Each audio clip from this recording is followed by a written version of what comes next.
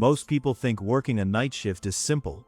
You clock in when the world is asleep, kill a few hours in silence, and clock out with a paycheck and maybe a couple of coffee-fueled stories for your trouble. But let me be clear.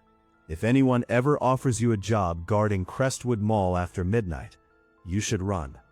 Seriously, turn your back and get as far away as you can before the sun sets.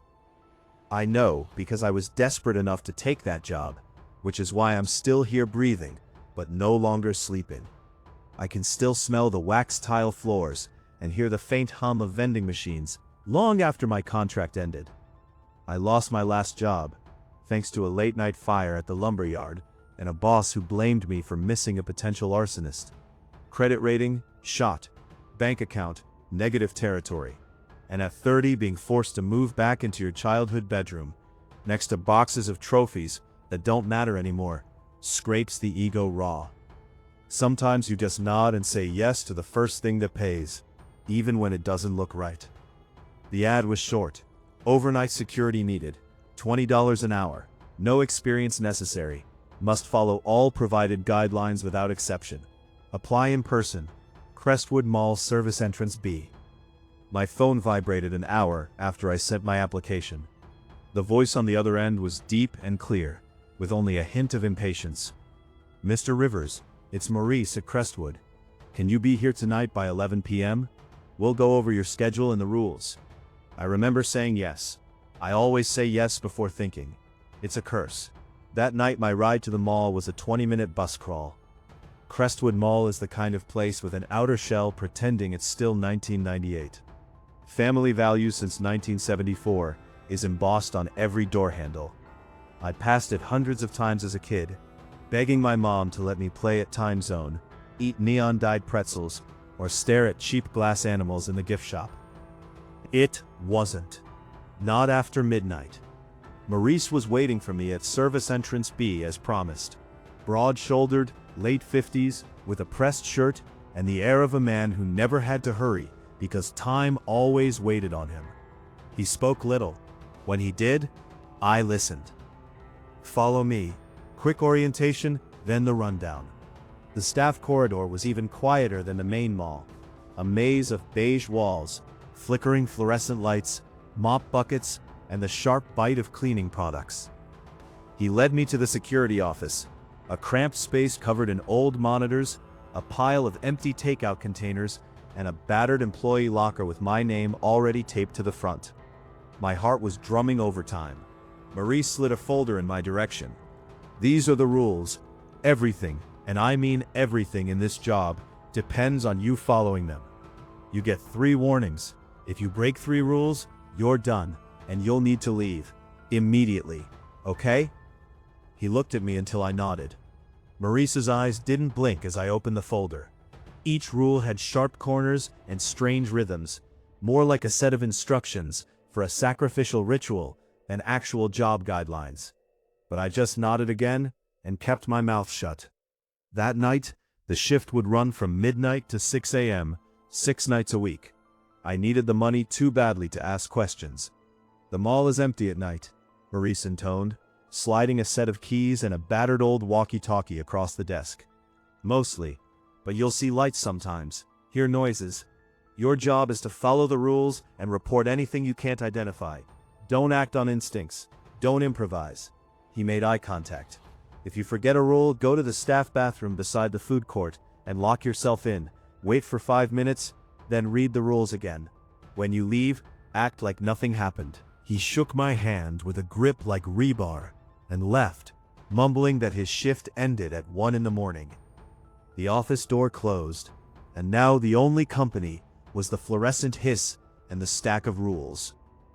Here's what was inside that folder. Rules for overnight security, Crestwood Mall. Clock in no earlier than 11:55 p.m., never after 12:07 a.m. At the start of shift, patrol the first floor clockwise. On your second round, go counterclockwise. Never break this pattern. During patrol, if you see the orange crush vending machine in a spot it isn't supposed to be, avert your gaze. Do not approach it. Report its location by radio. When you pass the north stairwell, glance at the security mirror above. If your reflection is missing, skip your next round and stay in the office for 15 minutes. Do not answer your radio between 2:13 a.m. and 2:18 a.m. regardless of what you hear. If you hear children laughing, immediately proceed to the family restroom on the west side. Lock yourself inside. Wait until the laughter stops, about 9 minutes. Don't open the door for any reason, even for crying. At 3:33 a.m., check all mall entrances. If you find any door ajar, close it, but do not look outside. Never enter the staff break room between 1 a.m. and 2 a.m. If you hear whispering coming from inside, record the time and write it down. Do not interact. If you encounter a cleaning crew member after 4 a.m., do not speak. Walk past them. If they address you by name, return to the office and wait until sunrise. Always clock out before 6:07 a.m. I read the list 3 times, struggling to stifle a yawn and an uneasy laugh. It read like a prank. Just scary enough for newbies. I should have known better.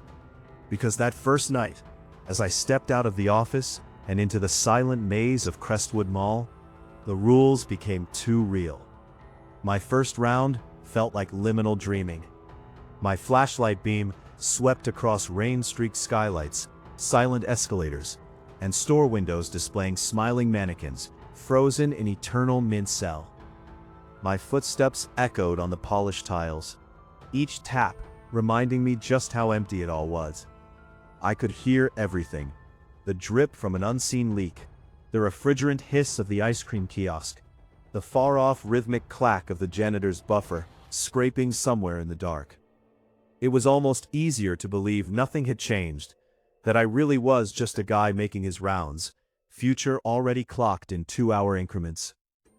I walked the first floor clockwise, feeling rigid and silly for worrying so much about which way I turned. But I checked every rule in my head, step by step, just as Maurice had drilled into me. For the first 20 minutes, nothing weird happened. Then, as I turned the corner near the old music store, I froze. The Orange Crush vending machine, about as tall as me, lurid orange and plastered in faded graphics, stood right in the middle of the walkway, blocking the corridor to the food court. I'd seen it tucked between 2 pillared columns by the movie theater when I started my round, but there was no way to move that beast silently and quickly. A cold shiver pinched at the base of my spine. Rule 3 thumped through my ears. If you see the Orange Crush vending machine in a spot it isn't supposed to be, avert your gaze. Do not approach it. Report its location by radio. I almost called out, reflexively. I think I even half-whispered, "What the hell?" before remembering the instruction. My gaze snapped away, and the fluorescent lights stuttered just enough that I caught my reflection trembling in the blackened window of JCPenney's across the hall. Don't improvise. Don't act on instinct. Follow the rules. With shaky hands, I squeezed the button on my walkie-talkie. Base, this is Rivers. Orange Crush machine is by the food court hallway. Over. My voice came out too high, but no one responded. There was only static, followed for a heartbeat by a low fizzing sound like soda bubbling far too close. Another rule: never break this pattern. I hurried away, gaze glued to my sneakers, feeling eyes prickling at the base of my neck as I looped the first floor. The urge to look back rose so strong I nearly tripped. Do not look back. The vending machine was gone when I circled back. I can't explain how that made things worse. Back at the security office, I checked my time. 12:34 a.m. My breath fogged on the cold window, and the hum of the monitors made it hard to think straight. Flipping the rule sheet, I obsessively counted time and double-checked which direction I was due to patrol next, counterclockwise. I grabbed my flashlight, steeled myself, and stepped into the hall. Halfway through this round, I passed the north stairwell. By rule, I was supposed to glance at the security mirror above the door. It was routine in theory, but there was a membrane of dread stretching thin around me as I raised my eyes. For a moment, my heart stopped. My legs kept moving, but my reflection wasn't in the mirror. Everything else was there. Dust-specked plastic, red exit lettering, even the shadow of my shape, but I was missing. No face, no body, no trace of me at all. Rule 4.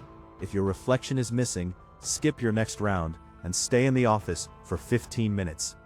My body told me to run or to smash the mirror and prove I was real, but the rule forced me to stumble away, half tripping on the rubber mat. I didn't breathe again until the bland safety of the security office pressed in around me. I set a 15-minute timer and sat behind the desk, hands curled so tight around my knees my fingers went numb. The monitors flickered. For a long second, I watched what I thought was movement, a slow shuffling shape by the Sears entrance. Then the image crisped, and it was just an abandoned shopping cart, rolling on a scrap of wind. By the time the timer buzzed, my shirt was plastered to my skin. I made myself stand and began organizing the keys on my hip by touch, a ritual to keep my breath steady. Every instinct said to quit, but quitting meant going home with nothing, maybe nothing to show for anything. As I stepped out again, my radio crackled. A child's giggle, light and unmistakable, shimmered from the speaker, then built into laughter, echoing louder from the tiled halls. My heart spiked, bile rising in my throat. Rule 6. If you hear children laughing, immediately proceed to a family restroom on the west side. Lock yourself inside. Wait until the laughter stops, about 9 minutes. Don't open the door for any reason, even for crying. The laughter grew, swirling from every direction, slurred and drawn out, like it belonged in a warped tape player. I sprinted for the restroom, every step echoing with the wild, giddy noises. Cold sweat broke out beneath my arms. The second I reached the plain white door, I slammed it shut, locking the handle with trembling fingers. Inside, the world pressed in like a sealed box. Light flickered, humming erratically. I pressed my back to the door, counting breaths, and watching the plastic clock above the changing table crawl through the minutes. The laughter didn't fade. It grew fragmented, broken by hiccups and squeals, then sobs. I wanted to open the door, to call out and tell the children to go home, but I fixated on the rule. My own childhood echoed in my memory, hide and seek in the dark, heart pounding, knowing the game could turn real at any second. At exactly the 9th minute, the laughter stopped. My ears rang with the sudden silence, and a pulse of dread ran through me. I waited 2 extra minutes, desperate for a sign it was truly over, before I strained my ears to the other side of the door. Nothing. Only the hum of distant vending machines and a faint rustling from the air vents maybe, or the forgotten hallway beyond. I breathed out and fumbled with the lock. Relief rushed over me with the force of a waterfall. I'd done it. I'd followed the rules. But I'd also realized something. This job wasn't just about keeping an empty mall safe. Someone, years ago, had been through this already, and left behind guidelines, a desperate survival manual, for the next fool in the chair. You'd think by now I'd be numb, that repeating a ritual makes fear dissolve into routine. But every sound seemed sharper, every shadow deeper. There were hours left in my shift, and already 2 rules had saved me from what I couldn't bear to imagine. I could only follow the path laid out for me, one step at a time. The rest of the night blurred into tense moments and creeping anxiety. I finished my next patrol, careful to reverse the route as instructed, each step feeling heavier and slower, as if the polished tiles were dragging me down. Storefront after storefront, all empty, except for the lifelike reflections of mannequins pressed against dark display windows, frozen in poses that should have been cheery but looked anticipatory. The ancient grandfather clock at the center of the main atrium boomed out its 3 chimes. 3 a.m. Horror movie hour, my brother used to say, just to spook me as a kid. I started drifting toward the soft glow up ahead. Entrances lined with cheap metal detectors and glass doors buffed spotless. Rule 7. At 3:33 a.m., Check all mall entrances. If you find any door ajar, close it, but do not look outside. I wandered at first, waiting for the exact minute to tick over. The glow of my phone's screen was both a comfort and a sour reminder of the world outside, untouched by whatever played out in here. My shift had only started, and everything already felt different. A few hours of instructions had shifted my sense of what counted as reality. At exactly 3:33, I made my way to the north entrance. The automatic doors were parted an inch, open against their own mechanism. My breath caught in my chest. I waited, checking every part of myself, fingers, legs, even the beat of my heart. The urge to push my head outside, just to prove nothing was there, almost overpowered me. But the rule hammered in my mind: do not look outside. I grabbed the heavy metal handle, feeling the night wind slide over my knuckles. I closed the doors decisively, latching the lock with a firm click, and all the while staring resolutely at my own muddy reflection in the glass. Something brushed my ankle, maybe a scrap of paper, or just heavy air, but I didn't look down either. Once the doors were sealed, I turned and walked away fast, repeating an old soccer chant under my breath, just to keep my thoughts tethered. Back at the office, the monitors flickered again. One showed a shadow flitting past the old pet store, a movement too quick, then gone. There was no one in the mall, I reminded myself. Whatever happened, I would leave at 6 o'clock, just as the sun came up, and never look back. Except, of course, the rules weren't done with me yet. Around 4:07 a.m., my earpiece gave a static pop. I almost answered on pure reflex, then stopped, nearly sweating through my uniform. Rule 5. Do not answer your radio between 2:13 a.m. and 2:18 a.m., regardless of what you hear. I glanced at my phone for the time. Safe now, right? The walkie crackled again, but the voice that came through wasn't Maurice. It was a child's whisper, so faint I couldn't make out the words. Then it changed. Something scraping, a sound so distressingly like fingernails on glass that I dropped the radio on the table. For a moment, I could only breathe and listen, goosebumps prickling along my arms. The static ended with a wet, choking sound, like someone swallowing a scream in a pool of water. I should have inspected the staff break room, but Rule 8 drilled into me. Never enter the staff break room between 1 a.m. and 2 a.m. If you hear whispering coming from inside, record the time and write it down. Do not interact. I wrote the time on a sticky note and pressed it to the battered desk, pen shaking.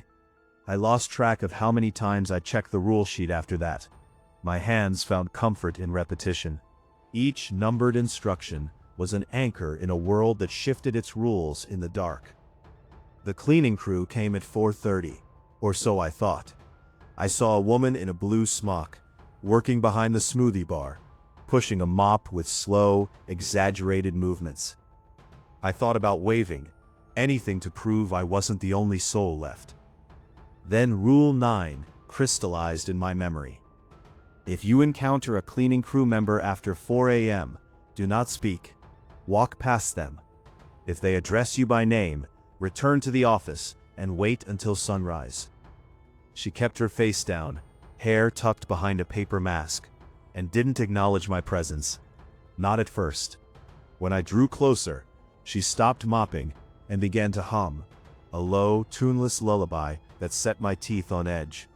A single drop of water slid from her mop and rolled sluggishly toward me until it stopped at my shoe. I tried to step around her.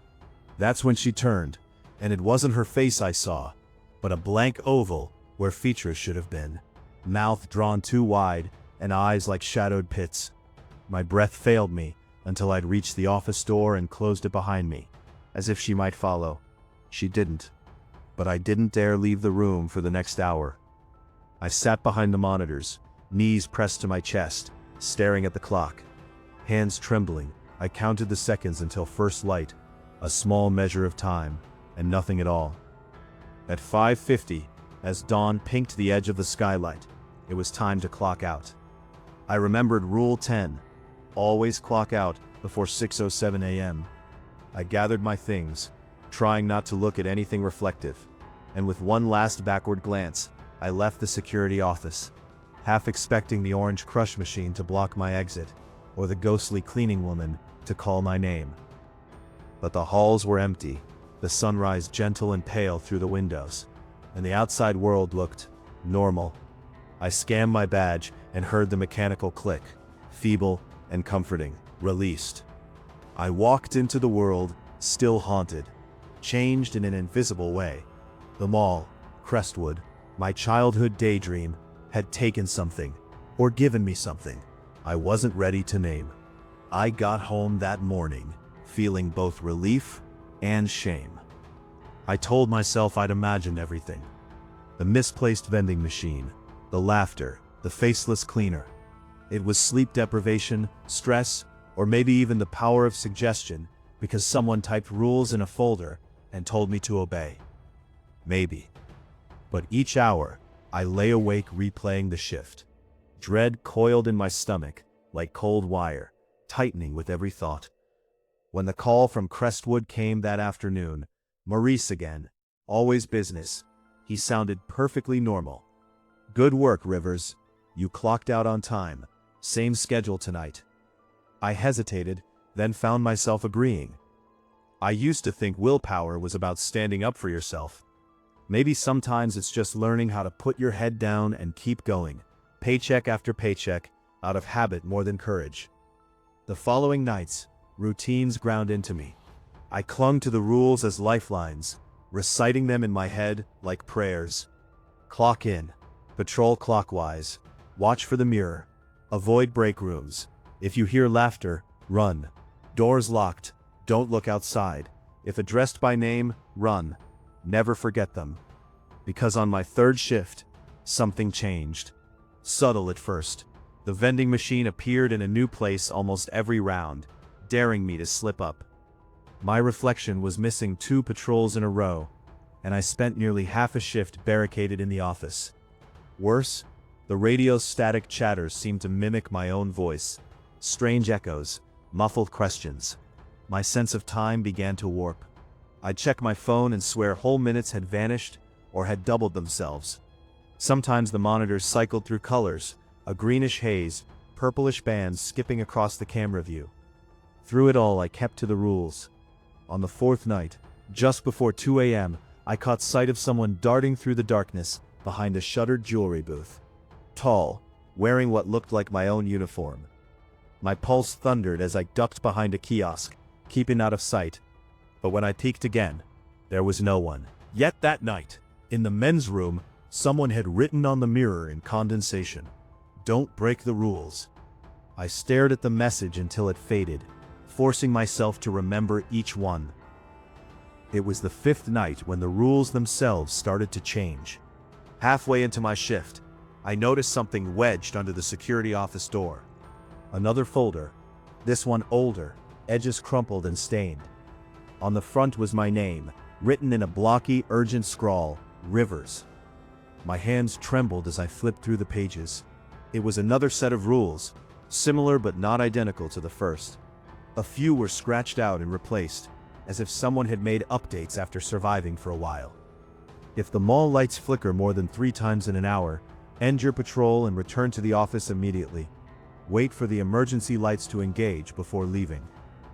If you see yourself on a monitor, and the other you isn't moving exactly as you are, cover the camera. Do not watch the feed until the next hour. If the cleaning crew asks for help, refuse politely. If they ask again, run. The orange crush machine moves. Sometimes it leaves things behind. If it does, throw them away without touching them directly. There are 11 rules. If someone gives you a list with fewer, don't trust any written communication after midnight. My blood went cold. I rifled through the original folder. There were only 10 rules. Struggling to keep calm, I read each one again, feeling certain I'd missed some warning. Why did the rules keep shifting? And who was writing these new ones? Was it Maurice, another guard who'd gone before me, or something else entirely? My shift blurred into dread. The mall felt different that night. The silence was deeper. There were fewer background noises, and the shadows seemed thicker, pressed up against every lit space. Lights began to flicker, and twice I saw my double in security footage, moving one beat behind me, vanishing whenever I blinked. My walkie crackled at exactly 2:13 a.m., someone whispering my own name, so softly I almost didn't catch it. I barricaded myself in the security office. Above me, the buzzing fluorescent lights stuttered, then faded out entirely. A battery-backed emergency lamp clicked on, bathing the room in oily yellow. The monitors went black, then flashed to a view of the parking lot. A figure was standing under the far lamp, staring up at the building. Not Maurice, not a janitor, me. I was watching myself from a vantage point I'd never seen. My alternate self started moving, hand rising to his face, mouthing something I couldn't hear. Suddenly the office phone rang.